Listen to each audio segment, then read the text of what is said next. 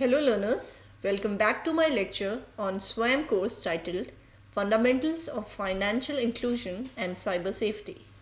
The topic for today's lecture is Cybercrime and Cybersecurity Initiatives in India, Part 2. That means this lecture will be the second part in continuation with the first part of the lecture. Now, as you all know, I am Lalita Visht from School of Computer Science and IT, Uttarakhand Open University, Haldwani. Let's begin. Now, as we know, India advances digitally. Cybercrime poses growing risks to national security and critical infrastructure. This lecture explores the key cybercrime trends, government policies, and strategic initiatives aimed at strengthening the country's cybersecurity framework. We will also discuss about various agencies, the importance of cyber hygiene, and India's global partnerships in combating cyber threats.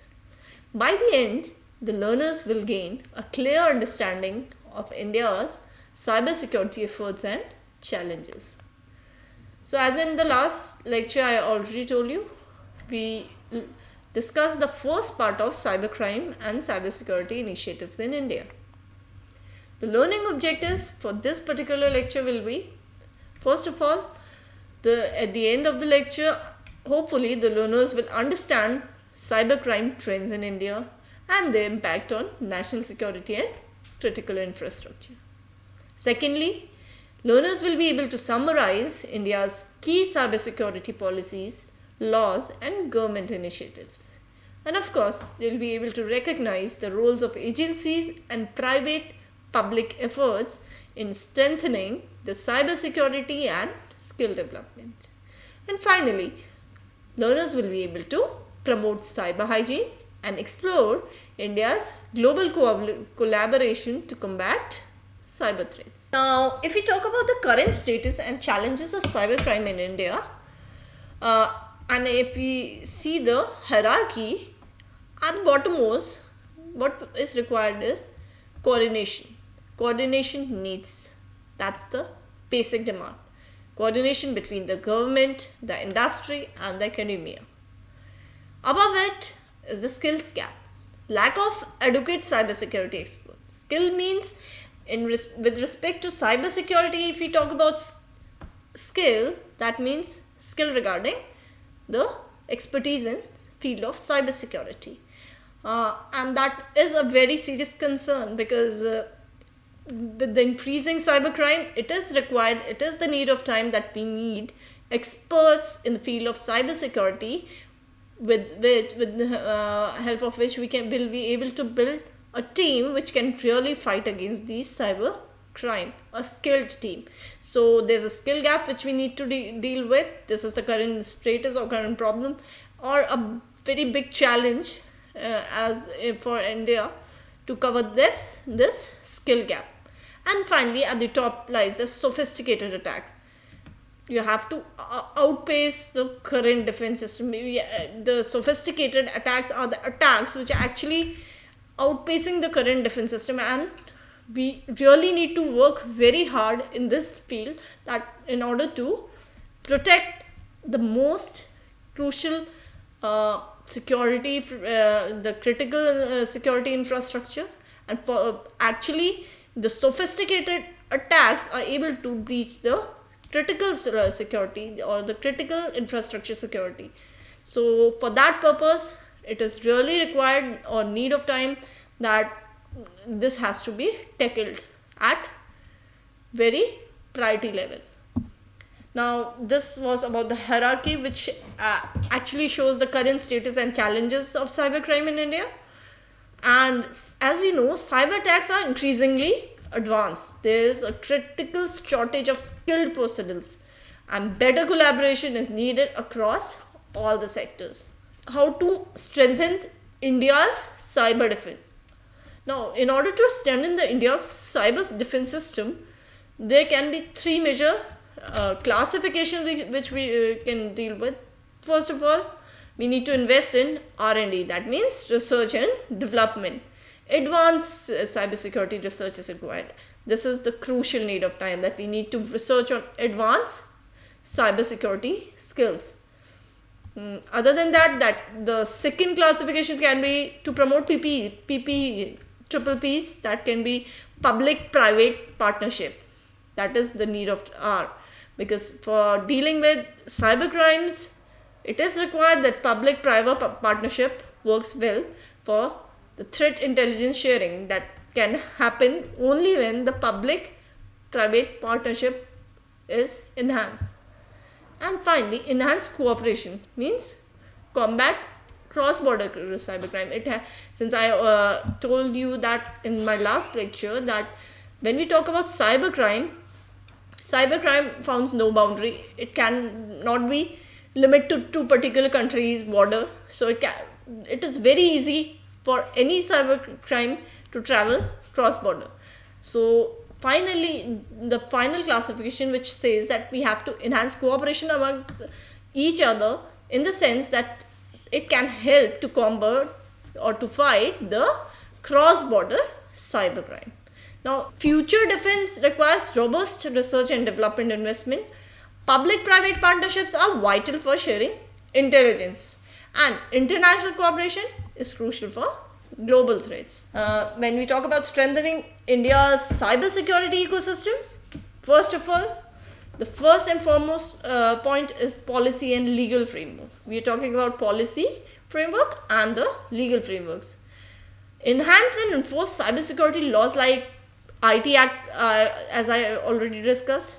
These laws should be strengthened, they should be enhanced, they should be updated, and should be enforced very strictly. And if you talk about the upcoming data protection bill, that should be enforced at the earliest. Other than that, critical infrastructure protection, this is very important. Since I already told you, the sophisticated attacks directly attack the critical infrastructure. So protection of the critical infrastructure is the key point which we need to tackle. Now, secure key sectors like energy, finance, health, telecom, these all sectors have to be secured with, say, SCADA safety, audits, and threat monitoring. Other than that, skill development and capacity building. We need to promote cybersecurity education, ethical hacking courses. These such courses, such education will help people to develop the skill of cybersecurity, and that skill development will finally help to secure the country's cyberspace at the top level. Now, for promoting cybersecurity, workshops can be conducted, public meetings can be done, ethical hacking courses can be done and offered, and specialized training in forensics and incident response can also be included. Other than that, as we talk about public-private partnership, it is very important. We need to encourage collaboration for research and development, indigenous tools development. Like native tools, tools which are native to a particular place should be developed. Means we should try and work to develop tools which can deal with cybersecurity within our own country, and real-time threat intelligence sharing can also help. Moving on, the other criteria is citizen awareness and cyber hygiene. Now, as we talk about citizen awareness, since any individual can become, or if we talk about India, we say that any Indian can become a victim of cybercrime only when he is not aware about what cybercrime is or how he can secure himself with cybercrime. That means he lacks the knowledge of cyber security. So citizen awareness is very important, and every citizen should be aware about this basic cyber hygiene. Like when we can do that by launching awareness campaigns on safe digital practices, phishing preventions, and reporting mechanism. And finally, global cooperation. That is also very important, because as cybercrime finds no boundaries, collaborating internationally on best practices can help. Definitely it can help. Cyber norms and joint exercise to combat the transnational threats can really help reduce the cyber crimes. And when we talk about strengthening the national cybersecurity policies, first what is required is evolving regulatory framework. Regulatory framework, the work has to be done on the grounds of evolving regulatory framework. Develop and update cybersecurity laws. The cybersecurity laws should be developed and they should be updated timely. And like technological advancement should be worked on upon, because there's, as we know, technology is getting advanced day by day. Every new day is a challenge in field of cybersecurity, because every new day can produce any new form of cybercrime.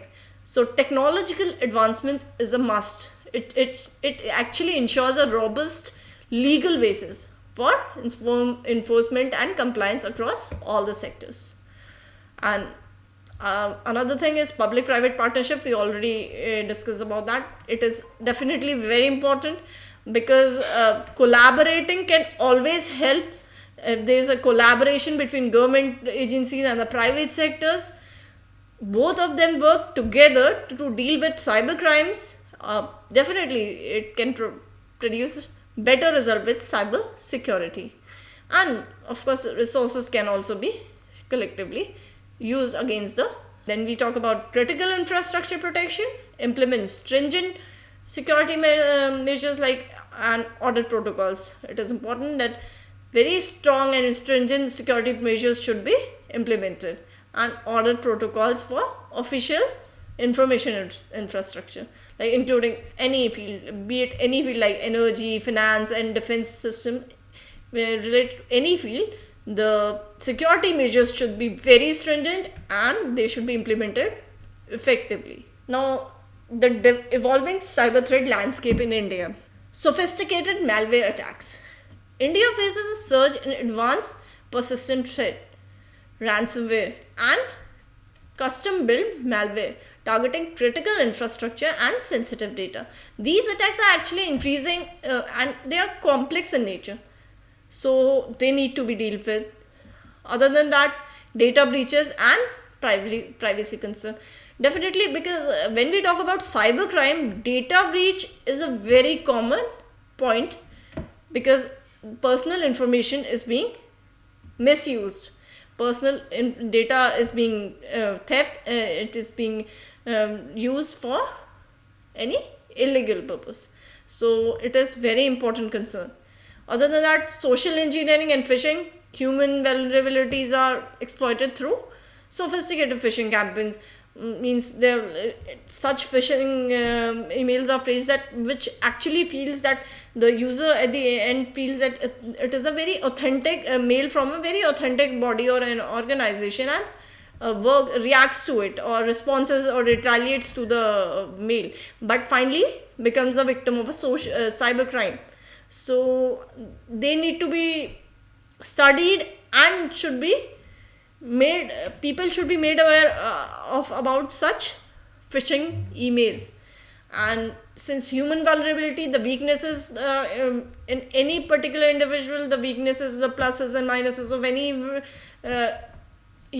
particular individual can be exploited. So those can be used for committing any sort of cybercrime. As we already have discussed it many times, critical infrastructure vulnerability. Now, since critical infrastructure needs to be protected at the topmost level, so it shouldn't be vulnerable. And if there are any vulnerabilities, the attacks on energy, finance and telecommunication sectors pose a significant risk the security of entire nation. So SCADA systems are particularly vulnerable. So that should be worked upon. Now, national cybersecurity strategy and policy framework. India's commitment to cybersecurity is underpinned by a robust national cybersecurity strategy aiming to create a secure and resilient cyberspace for citizens and business.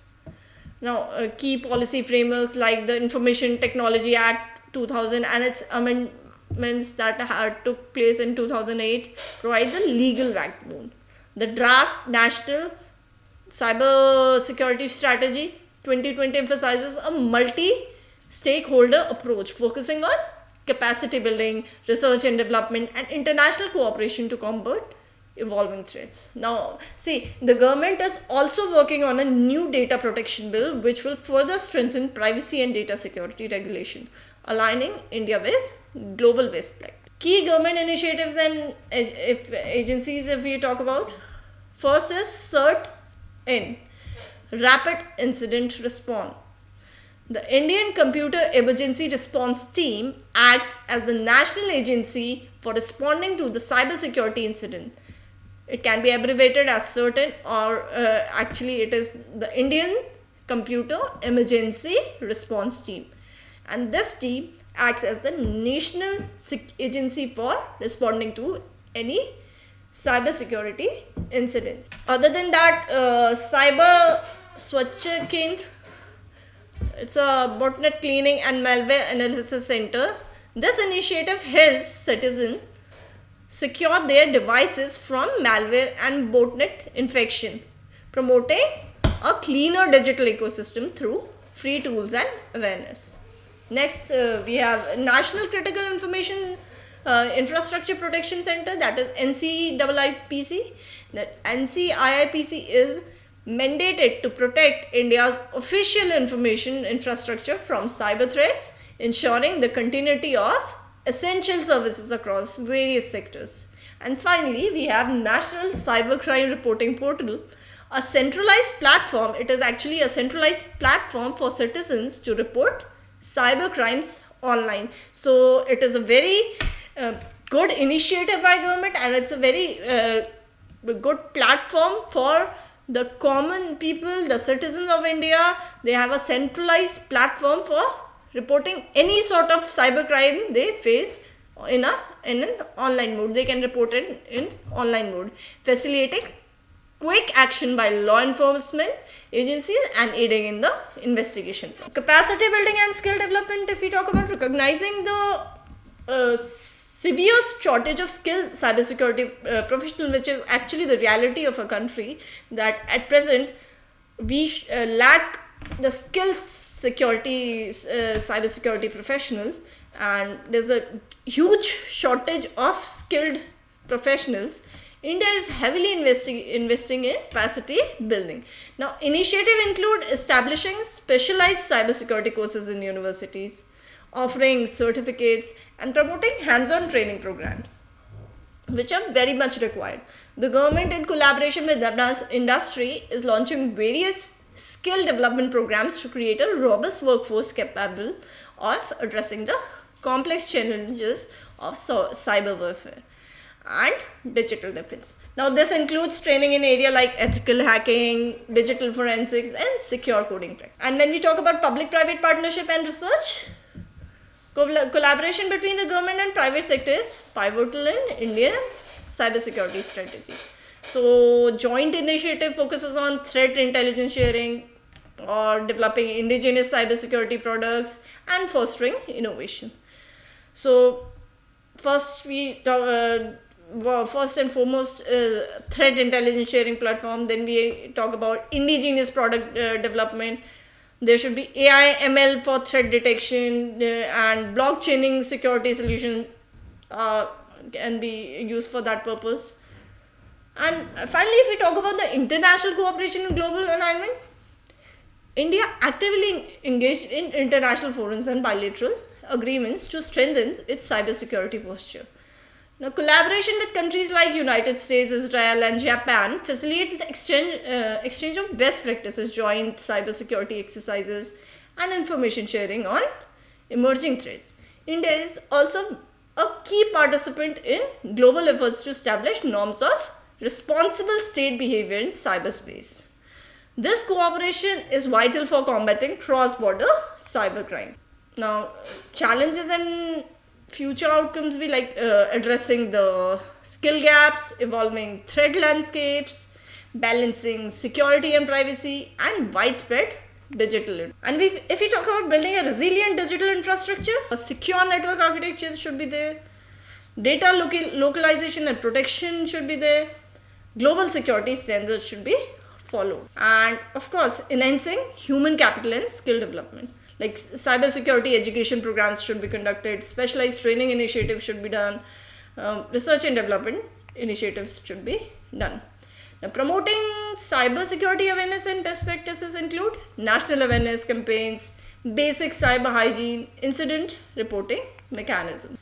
And if you talk about strengthening international collaboration, bilateral agreements, multilateral agreements, and joint research initiatives. So, if you talk about securing India's digital future, holistic policy development is required, infrastructure fortification is needed, capacity building is needed, global engagement is needed, and continuous vigilance is required. So this is for the day. I hope after completing this lecture or after following this lecture, the learners will be able to analyze current cybercrime trends in India and assess their specific impact on national security and critical infrastructure.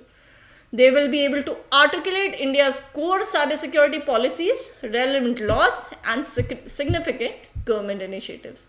They will also be able to evaluate the contributions of various agencies and effectiveness of public-private efforts in strengthening national cybersecurity and fostering skill development.